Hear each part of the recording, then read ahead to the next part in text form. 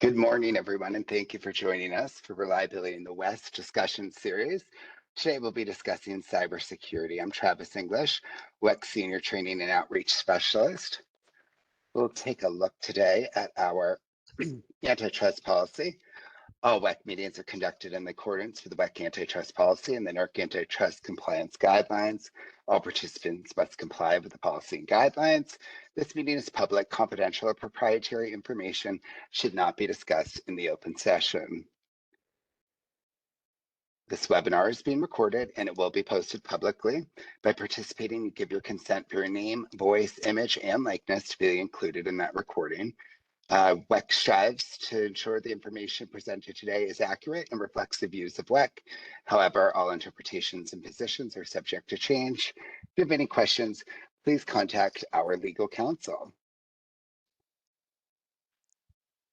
With that, I'd like to jump into the Reliability in the West discussion series. I'm excited to introduce Treigh Pedroche. He's a senior security architect here at WECC, and Phil Tonkin. He's the field chief technology officer at Dragos. Appreciate you both joining us today for the cybersecurity discussion. Maybe we can start with a quick round of introductions. Phil, maybe we'll turn to you first. You can share a little bit about yourself and how you fit into today's discussion. Hi, everybody. I'm Phil Tonkin. As introduced, I'm the Field Chief Technology Officer at Dragos. My background is working in the electricity industry, both as an engineer, an asset manager, and later in my career with a pivot to cybersecurity. I came through that journey, of working on the wider resilience of a large transatlantic utility, and I did that for over 20 years. And during my time with responsibility for things like protection and control systems, I began to worry about the impacts of cybersecurity threats, and didn't feel like the traditional approaches that we were seeing coming from the IT side of our business were really solving for all of the problems that I knew were out there and we faced, or weren't proportionate to the issues and challenges that we faced when trying to balance all the risks that were happening in this space. And so I ultimately found myself taking on responsibility for cybersecurity in the transmission company I worked at, and then over time ended up solving a variety of problems along the way for all the business units that we had, and it became my full-time job to work in cybersecurity. And it was during that journey that I came across Dragos, and I was a big Dragos customer. I first bought into Dragos's threat intelligence, and then later into the technology and services that they provided. And when it came to a time to look beyond what I had been doing in the same utility for 20 years, I thought, where would I be happy to go?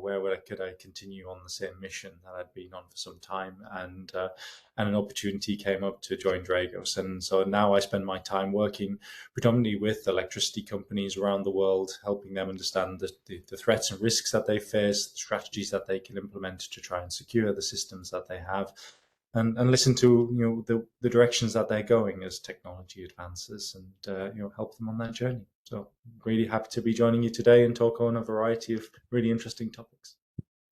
Great, Phil. I appreciate you joining us. Phil's joining us from London today, so I appreciate you hopping on a little later than the morning call for all of us here in the West. And you're joining us a little late, last minute, so I appreciate you filling in here as well. So thanks again for joining us. Treigh, let's turn it over to you, and you can give us a quick introduction and tell us a little bit more about yourself. Sure, happy to be here. Thanks for the invite, Travis. So my name is Treigh Pedroche. I am a security architect, an IT security architect specifically here at WECC. I've been with WECC for about 5 years now. I've come up through the IT security chain up to where I am today. Always been involved in technology or IT in some way at some point. But about 8 years ago, really started my focus on cybersecurity specifically, working in positions such as triage, security analyst, and now finally security architect. So it's my responsibility to kind of design, implement, maintain, and manage WECC's internal IT security infrastructure. And so it's a lot of fun. Prior to WECC, I had not worked for a critical infrastructure entity before. So I learned a lot about critical infrastructure, specifically, right, electricity and the enterprise resource organizations that many of you are part of. In my spare time at night, I also moonlight as a cybersecurity instructor at a local university. I've been doing that for a few years as well. I really enjoy that. I love sharing my knowledge and my experience with kind of that next crop, that next generation of security specialists and professionals, so that hopefully they're more prepared for the challenges that are coming than I was when I got involved in the industry some years ago. It's changed so much. I'm sure Phil can attest to that as well, and it's continuing to evolve. And so I feel like that opportunity to teach not only sharpens my own skills, but hopefully sharpens the skills of those people I'm going to be working with in the future. Great, Treigh, I appreciate the introduction there. And again, thank you for helping us out with today's discussion. Let's jump into it a little bit. I would like to remind the audience members that you're more than welcome to share any questions that you have for our panel today via the chat feature. And we'll try to get to those as we work through the discussion. So feel free to put those into the chat. All right, let's jump in here. What do you identify, I guess, Phil, we'll turn this to you first. What do you identify as the biggest emerging risk and trend to the cyber threat landscape for entities today? Yeah, I think, well, firstly, if you look at it from the perspective Treigh alluded to, is things are changing. The environment that we're trying to protect initially is already, challenging because of the changing technologies that we have. If we look at the transmission grid from, 20, 25 years ago, it was full of very heterogeneous systems with very specific type functions. And they were designed to do that one thing. They were designed to look after the power grid, protect it, keep it stable, and had very limited functions outside of that. They were designed for that purpose, and that's all they needed to do. But we're now in a world of digitization. We've got a very changing power grid, different forms of generation, more and more renewables coming on the system, more and more distributed energy embedded within the network at a time of increased growth. The demand is absolutely surging in the electricity space as well. So with the decarbonisation of energy, the change in generation, the change in demand profiles, the electrification of transport even, all of those things have changed how the electricity network operates in itself. And the only way we can facilitate that is through change in how we operate. And that has resulted in a lot of digitization, a lot more connectivity than we ever had, and a lot more introduction of homogeneous technologies and equipment and systems that have come in from the world of IT. We've got IP-based networks which are designed to carry the same sort of traffic as we would see in the IT space. We've got Windows-based systems running SCADA systems in substations as well as control centers, and all of these things increase and change the attack surface to make it more similar to the IT environment. And then you layer on top of that this increased fragile ecosystem that we have in electricity, the wider resilience challenges we have with climate change, decarbonization, increased base load, and layer on top of that the fact there are so many more actors that are trying to attack it. There's this perfect storm happening within this environment where now you haven't just got sophisticated state criminals who are, and state actors who are trying to attack and pre-position themselves within electricity networks for a future disruptive attack. You've also got hacktivist groups who are looking for low-hanging fruit and opportunistically trying to get into all sorts of different energy infrastructure. Not so much worried about the scale of it, but anything that will create impact and fear. And then you've got the criminals who are looking to hold organizations to ransom, and their attacks are becoming more and more organized and more sophisticated. And utilities are having to fight all of those off, as well as the traditional organizations that might want to get in just to switch the lights off. There's that recognition of the importance of this kind of infrastructure, and therefore these organized groups are beginning to become a lot more, be a lot braver in the fact that they're willing to target even critical infrastructure in order to hold it to ransom. So you've got all this new capability laid on top of the fact that there's this increasing emerging threat, and in a way, a much easier and scalable attack surface than people have had before because of the introduction of more and more IT technology and more communication. So it's, it's a very challenging environment at the moment, and thankfully one that the industry is keeping pace with. And so, but it is something that it requires continuous effort to keep developing and stay one step ahead of these adversaries all of the time. Great, Phil. Thank you for sharing that with us. It sounds like it's, a constantly changing threats and a constantly changing grid environment that's growing and changing as well. So a big job in front of all of us here. We had spoken about this a little bit before, but I wondered if we could touch base on it about getting to the sensitivity of this discussion, Phil. And right, there are some things maybe we can talk about and we can't talk about publicly. Can you speak to that a little bit before we jump in any further here? Yeah, no, absolutely. And so, yeah, anything I talk about here today, it will be something that is out there in the public domain, given given the audience that we have today, and we're always willing to dive deeper in the right environment into some of these examples. But there are lots of of significant threats that are out there that are known about, and you can go away and research them. I talk about those emerging threat groups and state actors. For the last 2 years, we've seen a huge rise in the amount of attacks and the persistence of attacks coming from the Chinese state, and the government there. Groups that are named Volt Typhoon by Microsoft. We track a group that is specifically targeting electrical infrastructure that we call VoltSite, and this is not a hypothetical threat. We have seen this organization knocking on the door of many power utilities across the US and through the Pacific as well. But on top of that, we've seen actual successful intrusions into utilities, and these aren't always the largest utilities in the bulk electricity system. They don't necessarily respect the guidance that's given in SIP2 of how you categorize your sites and only go for the highest priority ones. They're looking at overall risk from a much more impactful way. They're thinking about the criticality of individual sites based on who they supply power to or where they're physically located. You can have a very large transmission substation that's BES medium and has lots of controls on it. You can have one that's in the distribution space that doesn't necessarily fall under those categories, but might be feeding a critical distribution port.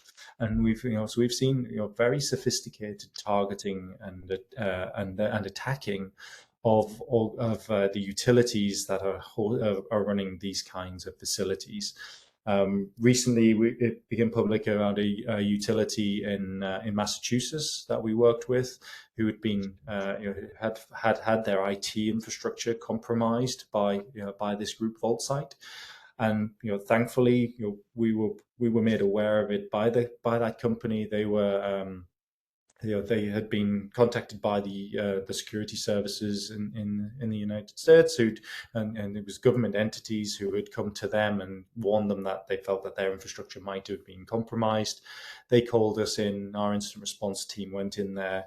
We deployed our technology in both on the edge of their IT environment and in their OT environment, and could see that they'd compromised the GIS servers, and they were using that as a way to try and get into the EMS system of that utility, and they weren't successful. They had managed to get into that environment, had managed to exfiltrate a lot of data about the operations of that utility, and were constantly trying to get through the firewalls and get into that space. And it is that known real threat that is driving a change in legislation. One of the great things about SIP over the last 5 years at least is that everything that's been introduced is in response to some sort of threat. SIP 13 because we've had things like supply chain attacks. SIP 14 because we've seen an increase in physical attacks on substations.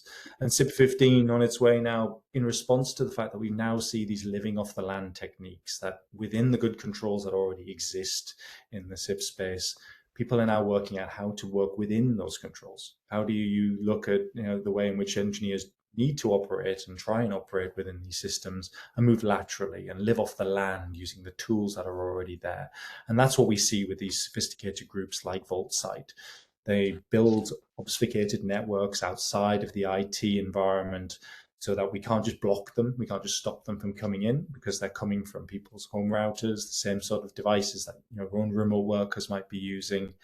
They then try and get into the IT environment, maintain a presence there, and then keep knocking on the door to try and get into the control centers using the routes that exist in order to do normal everyday operations. And that's the thing, is these are very hard things to mitigate, but thankfully, with the right controls around them, around monitoring, you can put in place the right mitigations against those things. But these are real threats, and this isn't just something that has happened off in Ukraine. We've seen a lot of that in the past, and we've used those smoking gun events to really drive forward programs that we know what the Russian state can do, and they're doing it in Ukraine, so they could do it elsewhere. And those tactics and techniques and procedures can all be replicated in any utility.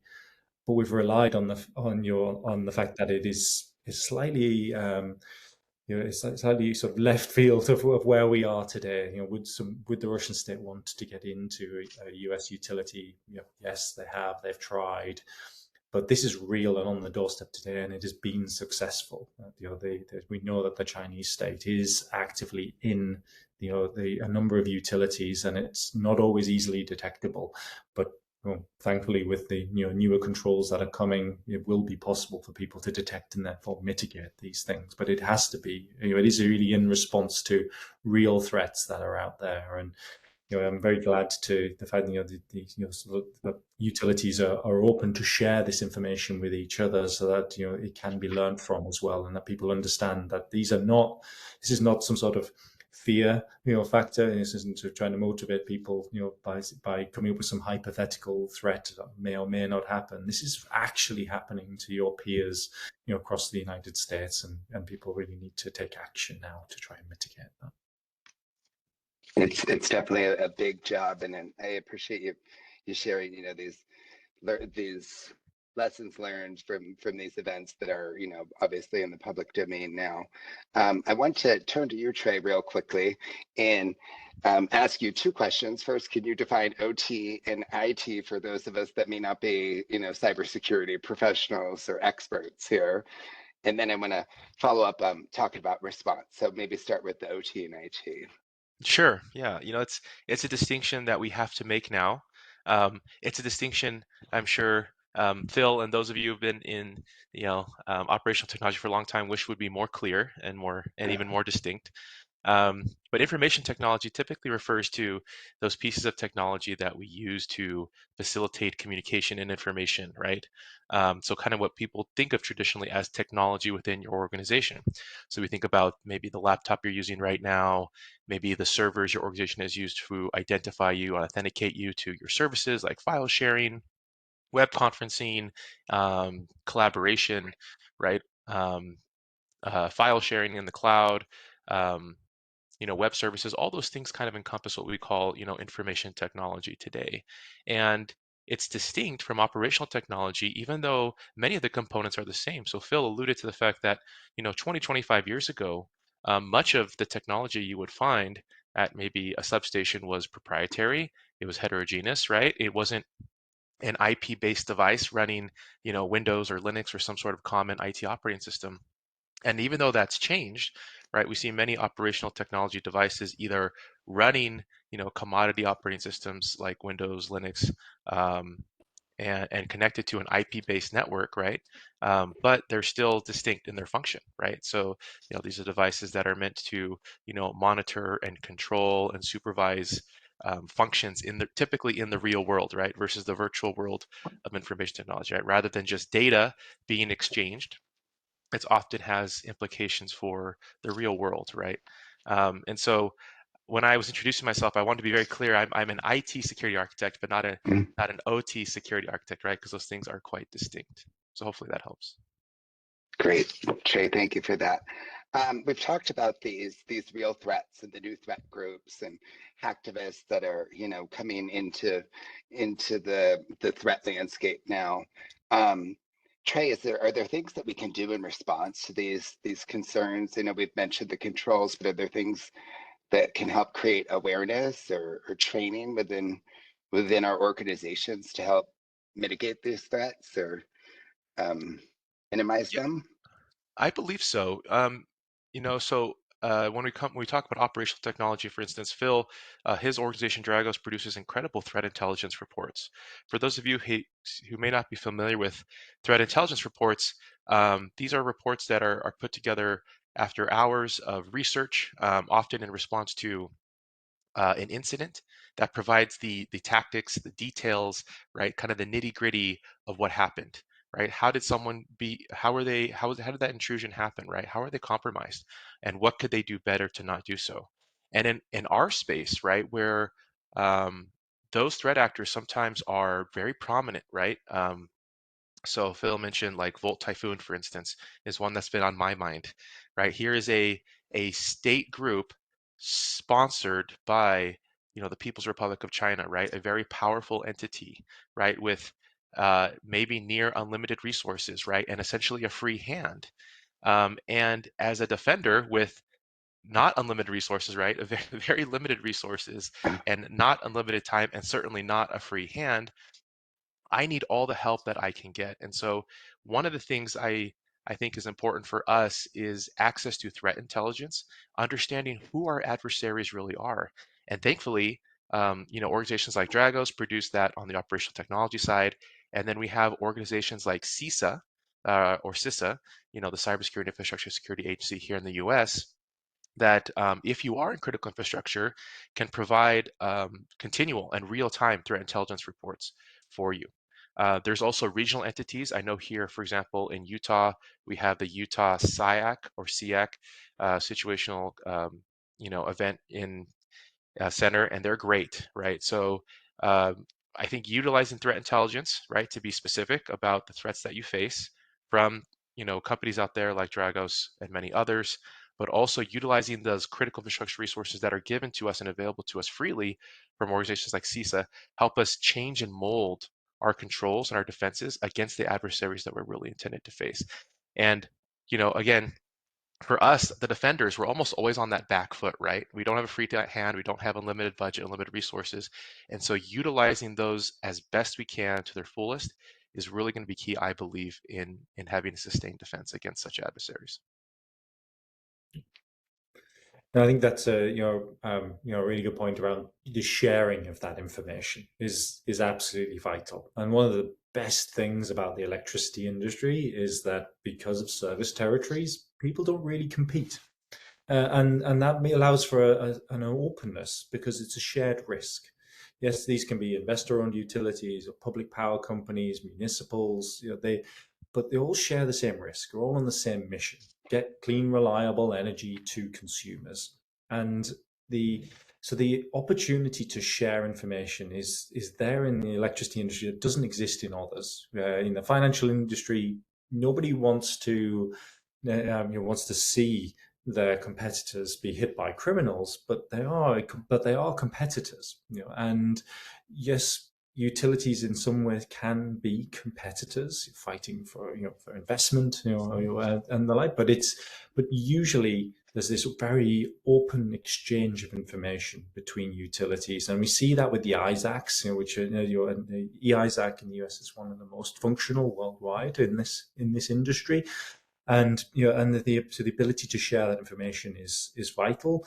But also we've seen with our product, which is we call Neighborhood Keeper, which is a free product that we've provided to initially to the electric industry, but now to all industries, which allows for the dynamic sharing of anonymized detections, which means you can see the prevalence of these things occurring, and it allows even small utilities to request help should they be hit, and so anonymously can reach out for help. And so we've seen small municipals receiving mutual aid, much like you would in storm response for cyber incidents, which has been phenomenal, really, to see big utilities, investor-owned utilities stepping up and helping municipals in the cyberspace, because the resources ultimately are constrained. And exactly to your point, Treigh, it is complicated fighting an army of people with unlimited resources.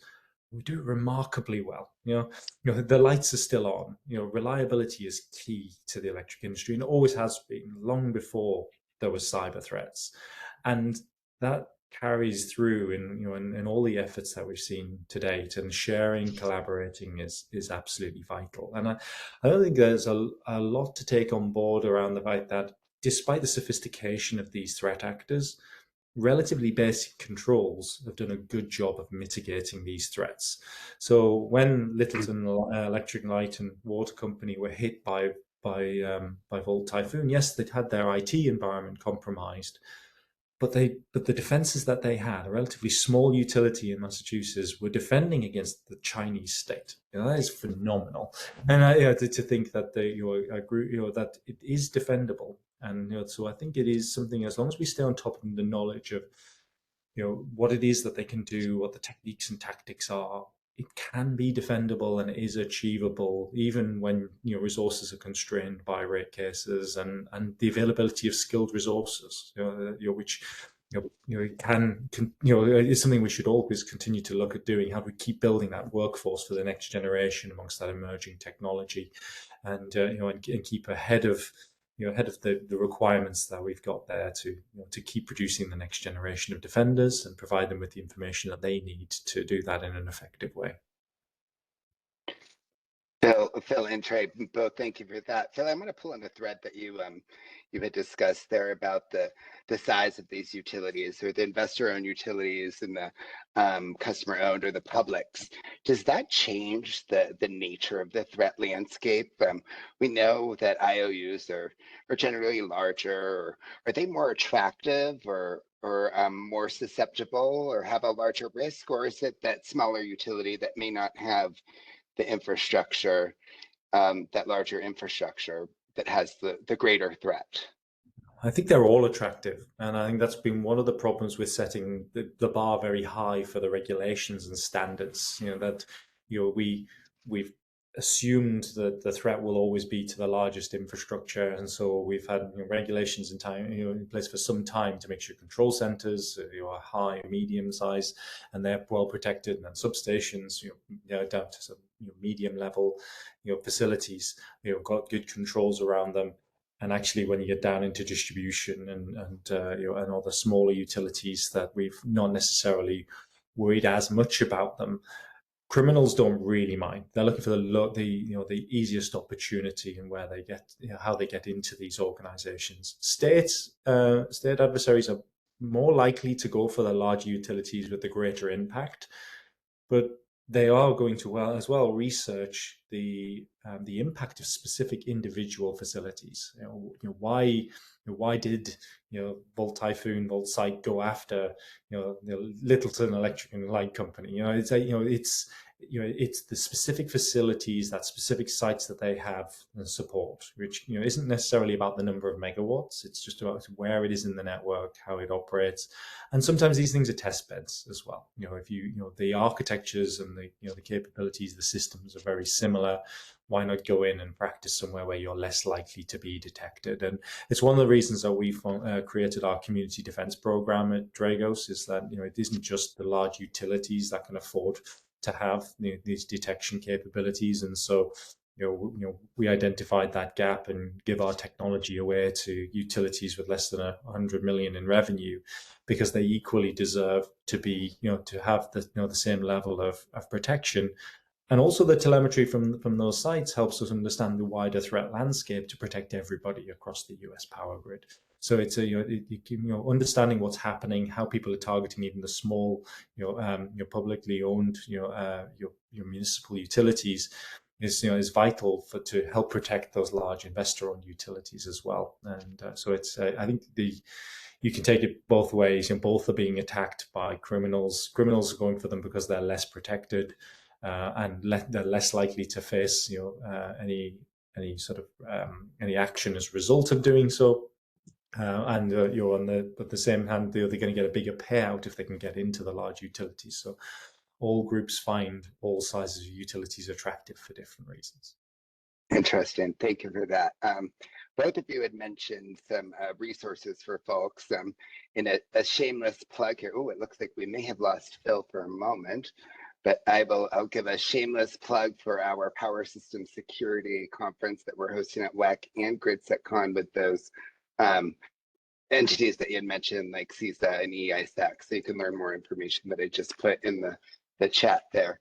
As I said earlier, Phil is dialing in from London, so maybe we're having some issues with that. Treigh, let's kind of carry on in the conversation here and take a look at AI or artificial intelligence. We know that AI is affecting things across the West and in the interconnection, creating these larger loads and changing the energy landscape. Is it also changing the threat landscape for those of us in the industry as well? What does that look like? Is it changing the capabilities of the threat actors? I certainly think so. Travis, you already mentioned how AI workloads at the data center level are incredible, right? The demand that they're putting on utilities are exponentially larger than maybe what we've seen in the past.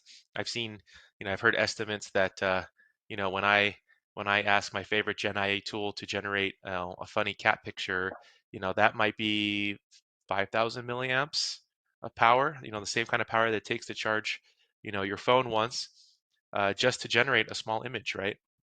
And so, in addition to that, that I think that risk there that you've identified, AI, at least when I think about AI in the information technology space, and what I'm concerned about as an architect is actually twofold.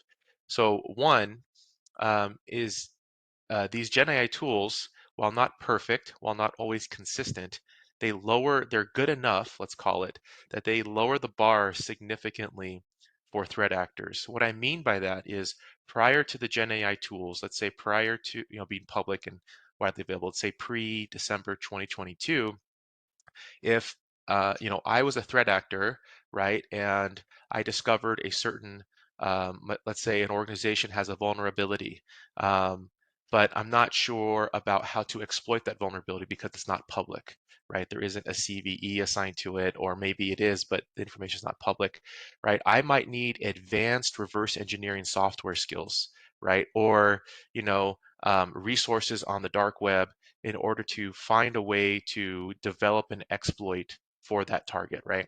So even though an organization had a weakness, I needed significant skill in order to exploit that weakness.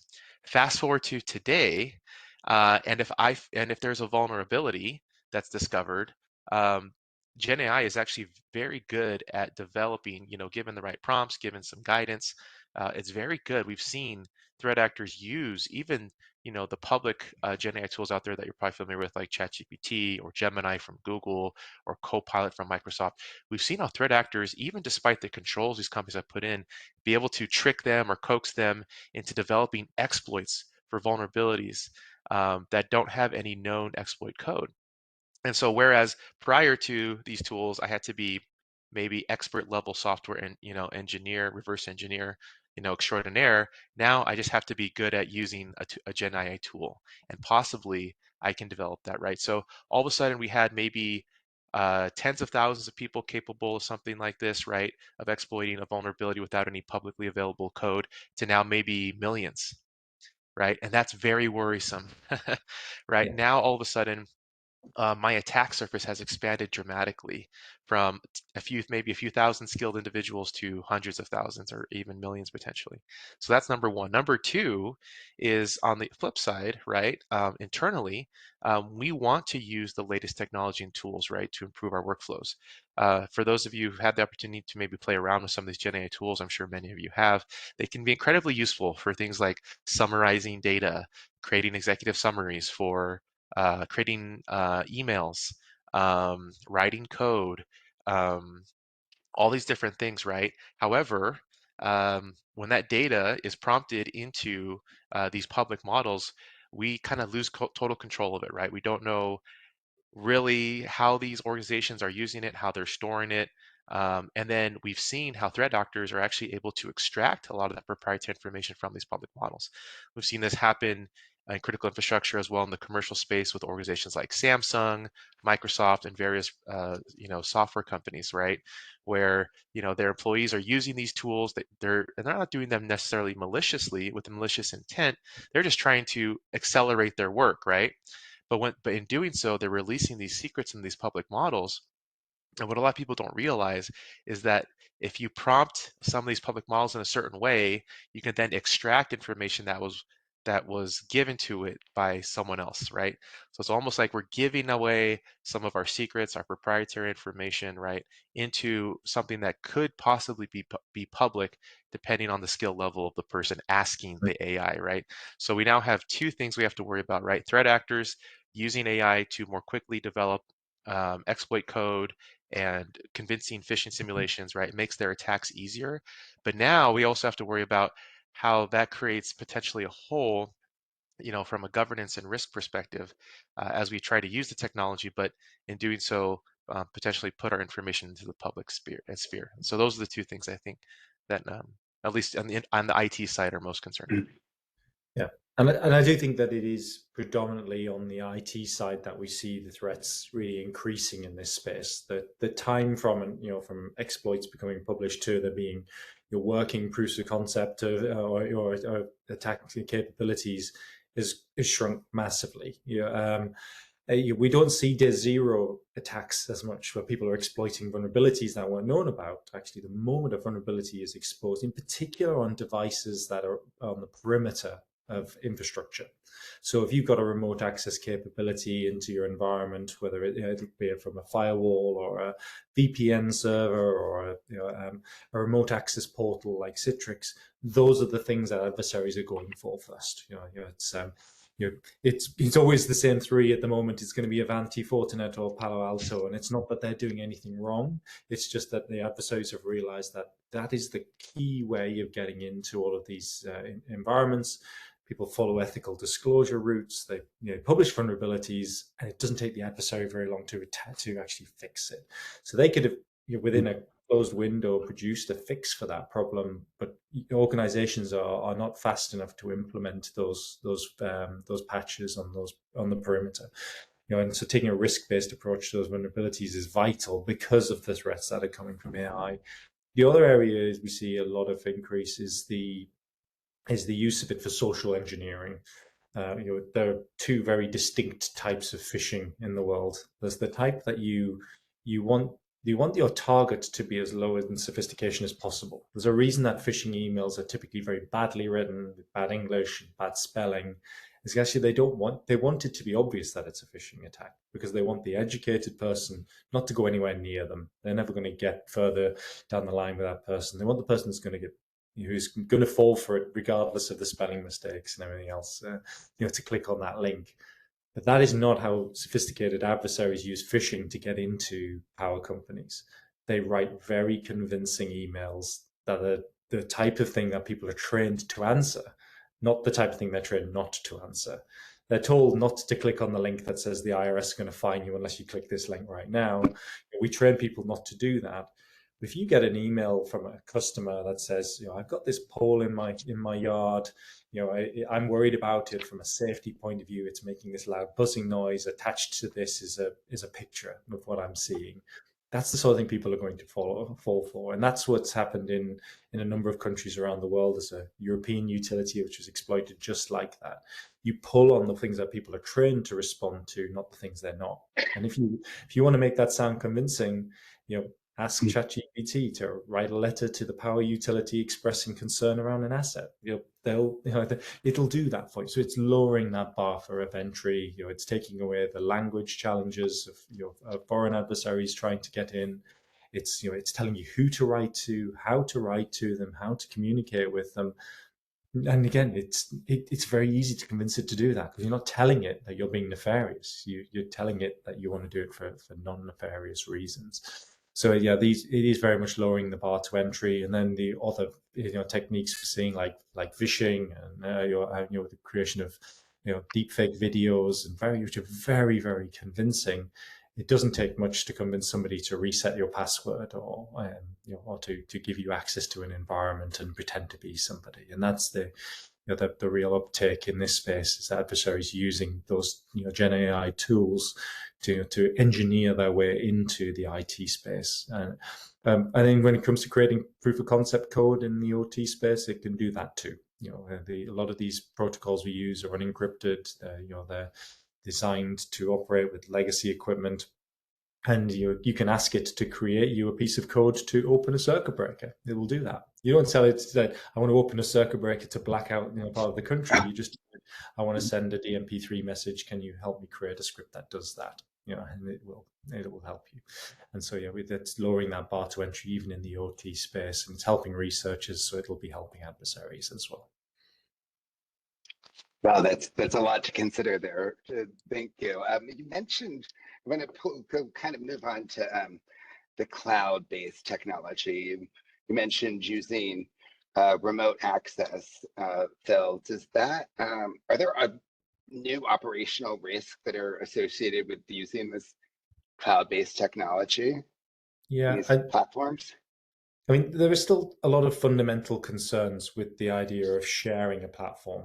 By its very nature, it is more resilient than running a single computer. You're operating in an environment where somebody's already invested in a lot of physical infrastructure, for physical security, backup, resilience, power. All of these things are all considered when somebody's building out a data center, because that's their operation. But it is still outside of your direct control.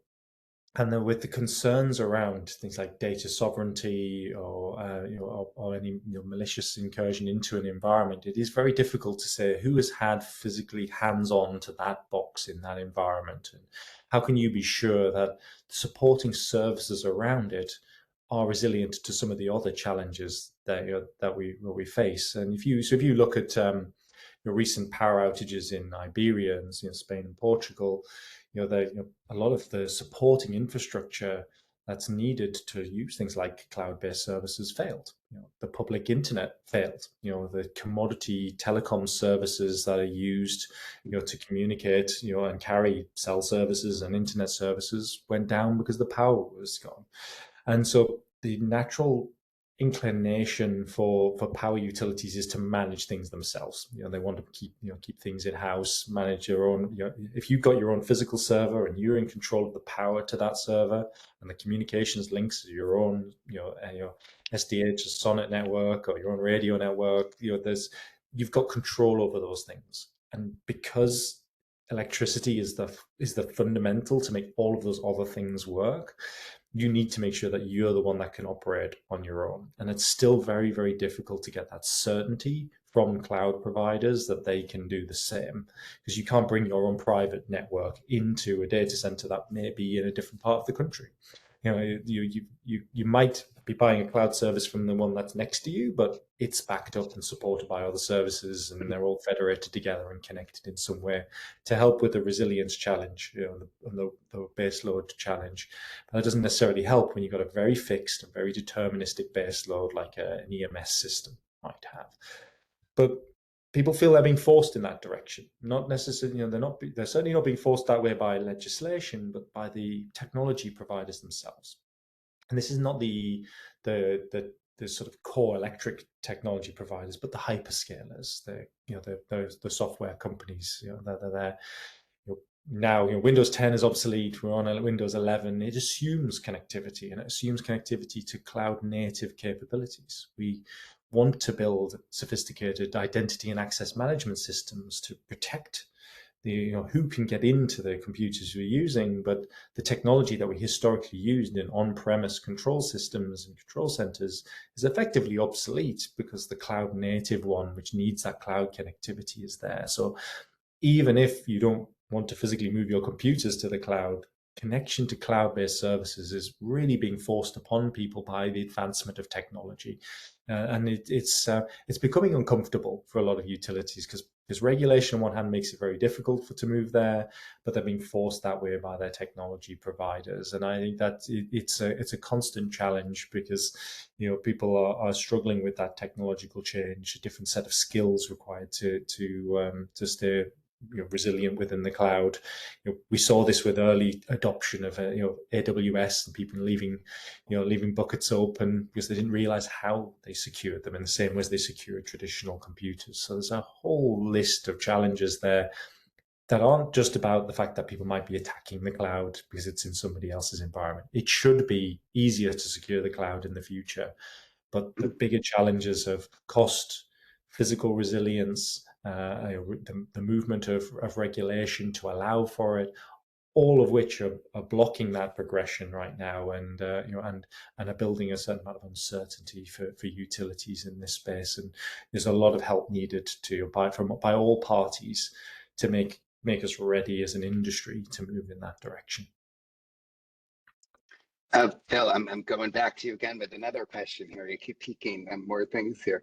So you talk about that physical resilience, and it gets me thinking about like the different components that we're working with. And we talk about the cloud-based technology. I'm thinking about components that we're maybe bringing into the control centers, or we're putting out on the lines, and like supply chain and risk that may be associated with that. I know there's the CIP 13 standard that kind of helps in that space, but care to speak to that at all, and the risk or threat that's there? Yeah, it's certainly a significant challenge. More so the further down within the electricity networks that we get. We still at the transmission level have a reasonable amount of control about where we buy the large components from. And while there was move in during the previous Trump administration to try and narrow that listed down and enforce the procurement of equipment on the bulk electricity system to come from a trusted supply chain, a lot of utilities have naturally just taken those decisions anyway, and being cautious of the quality of products coming in from other countries that are maybe have potential other foreign state interests as well. It isn't just about threat; it's sometimes about quality, the ability to support things. If you were to be buying equipment from China and you have a dependency on that supply chain, during COVID, it wasn't possible for people to travel. So you end up having to open up firewalls and connectivity from a country that doesn't allow privacy. So there are a number of reasons, not necessarily just about not trusting them, but not even having the ability to establish trust with those suppliers. And we've seen a lot of speculation recently as well about undocumented components and the risks that they face. When you look at things like inverters being installed more and more on PV generation sites and battery systems, if that's got a modem in it that hasn't been documented or declared, it's natural for people to assume that was done nefariously. But whether it was done nefariously or not knowing that there's a potential connection path into those assets is a real risk. And so going beyond CIP 13 and asking people questions about the software sovereignty, moving into the world of having things like S-bombs and H-bombs, which help you to understand exactly what you're buying so you can measure and make your own decisions on those risks, is really, really important. And we have seen a lot of countries around the world all following a similar track here, worried about the sovereignty of the equipment that they're buying, making sure it's, that they can look after it themselves, and not being dependent, from a support point of view, on any other state, that everybody can operate themselves and independently and provide for their own energy needs. And supply chain is a really big part of that. And I think that dependency, in particular in the renewables space, on equipment manufactured in China, has become a really obvious and prominent threat at this time. And it is a significant challenge because utilities are squeezed all the time. We have rate cases to deal with. We've got for increasing pressures to deliver more, and you need that diverse supply chain to keep the price down. And it's we've got a long way to go to really find ways of dealing with the volume of supply at the same time as making sure that we can trust the suppliers that are delivering that equipment. Phil, thank you for that. And to speaking that, just there's a lot of different components here, right? From the AI to the cloud-based to the physical components we're using. I feel like I'd be remiss if I didn't mention the kind of insider threat that we could possibly be maybe harboring in our own organizations, or that might be within our organizations. Treigh, we're running short on time here, so can you just give us some thoughts on that? Yeah, and I'm glad you brought that up, Travis. So that is, the insider portion is something I think we tend not to maybe focus on, right? None of us in our organizations want to feel like we can't trust the people we work with, right? We feel that we've hired the best people. We trust these individuals, right? We're not naturally inclined to mistrust them, right? Like we are people outside of our organization. However, what we've seen in the past, right, is that insider threats are real.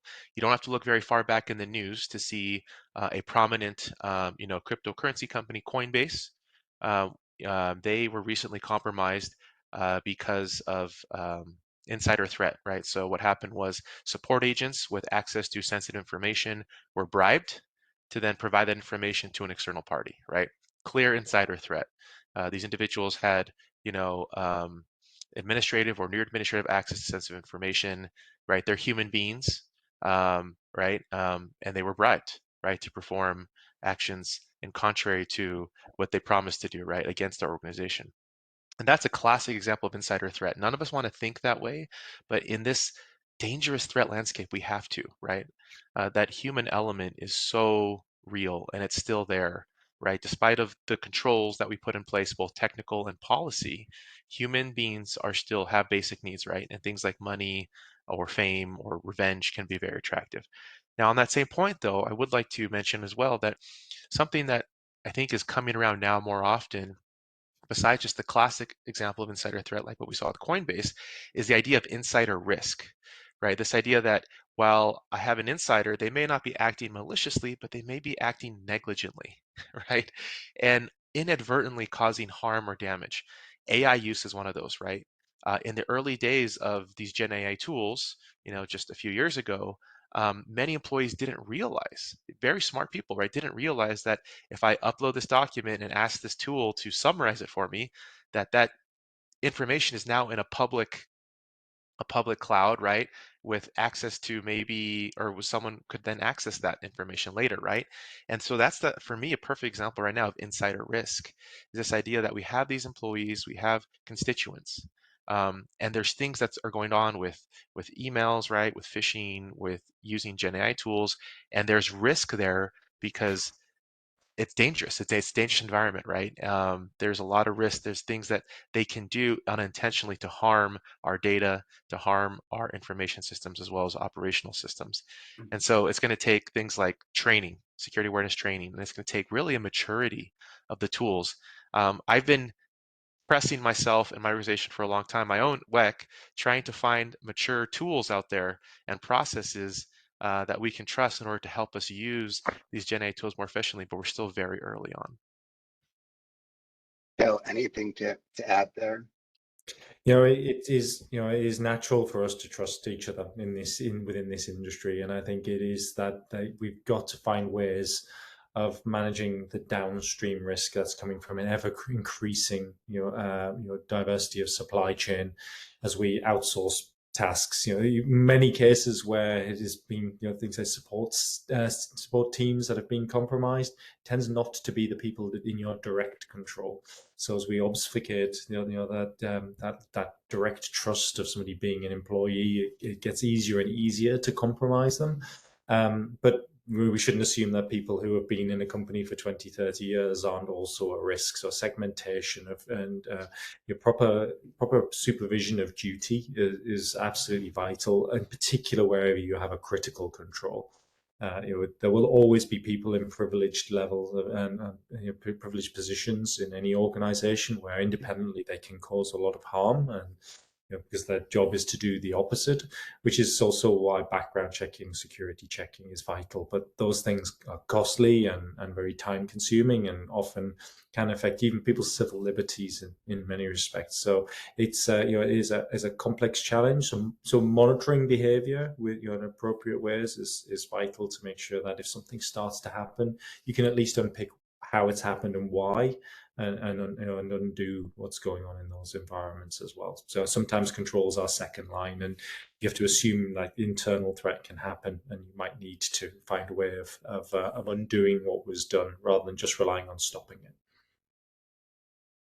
it. Thank you. Thanks, both Phil and Treigh. It looks like we're already to the bottom of the hour here, and time has flown by here. In the last 5 minutes, and maybe Treigh, I'll start with you, and then we'll go to you, Phil. What key message or what one thing or takeaway would you share in the last 5 minutes here that you believe policymakers, decision makers need to understand about these risks? I would say I'd like to go back to an earlier point in the conversation. Phil and Travis, you both mentioned this, right? I came prior to working at WECC, I came from purely the commercial space. And I'm telling you, if you haven't been in the commercial space in a while, they would be jealous of the resources we have right now in critical infrastructure. Organizations like Dragos who are so, dialed in on these threats, right? And they're producing incredible intelligence reports. CISA, the FBI here in the United States, the EISAC. I actually had the opportunity to be in another, or participate in another ISAC, not the EISAC, but let's just say another ISAC recently, and they're not as prepared or as well organized as the EISAC, right? So we in the electrical industry have these incredible resources, and the amount, like Phil was saying, we're not really direct competitors. At the end of the day, we're all trying to deliver reliable electricity, right? Bulk electricity to our consumers, right? We want to keep the lights on. We want to keep data centers flowing. And that combination of resources, of government attention from the regulators, and the willingness to share and collaborate, because we're not really competitors, gives us a unique advantage, I believe, over your average commercial organization. And my hope is that we can do that and do more. We recently were visited by another entity in the ERO, Midwest Reliability Organization. They actually were willing to come out here to the West and do a tabletop incident response exercise for us. Because we're not competitors, we're collaborators. And so I think, in this dangerous environment with state-sponsored actors, the one advantage we have over many even large commercial entities is our willingness to share, our willingness to collaborate, and we should use that to our advantage. Thank you. And I'm sorry, Phil, let's go to you. And we're running short of time, so we'll just jump in. Very quickly, just double down on that. It's that is exactly it. This is a defendable problem. We've done a great job of defending it so far.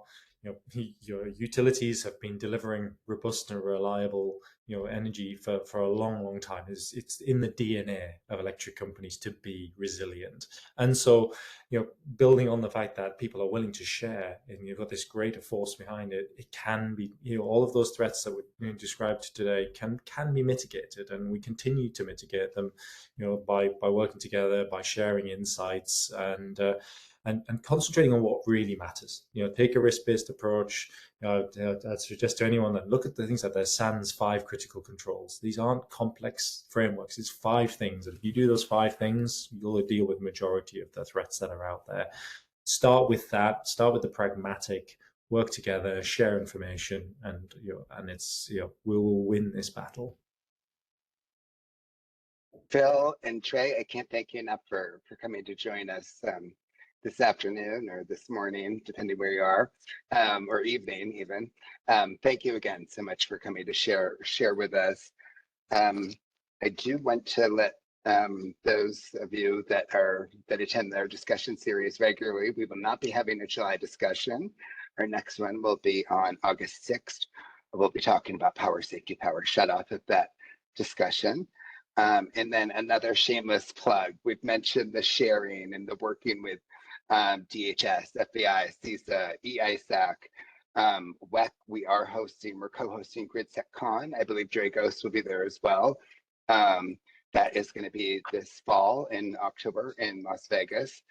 There's a link to I believe that the registration just opened up yesterday or the day before. And then here in the West at our offices in Salt Lake City, we're hosting the Power Systems Security Conference, and that's in August, the 12th, 13th, and 14th.